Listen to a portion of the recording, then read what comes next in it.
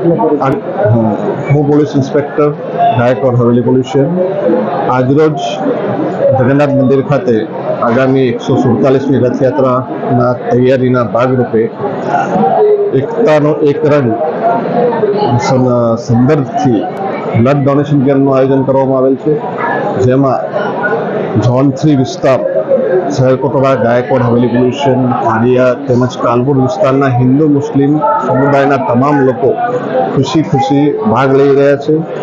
જેનો એકતાનો એક રંગ નામ આપવામાં આવ્યું છે। તેવી જ રીતે તમામ સમુદાયના લોકો બ્લડ ડોનેટ કરી રહ્યા છે અને એક મેસેજ આપી રહ્યા છે કે કોઈ પણ સમુદાયના લોકો હોય, લોહીનો રંગ તો એક જ હોય છે। એ જ રીતે તમામ સમુદાયના લોકો આગામી રથયાત્રામાં પણ આ જ રીતે સહભાગી થઈને રથયાત્રા ખૂબ જ શાંતિપૂર્ણ રીતે પસાર કરાવશે તેવી અપેક્ષા।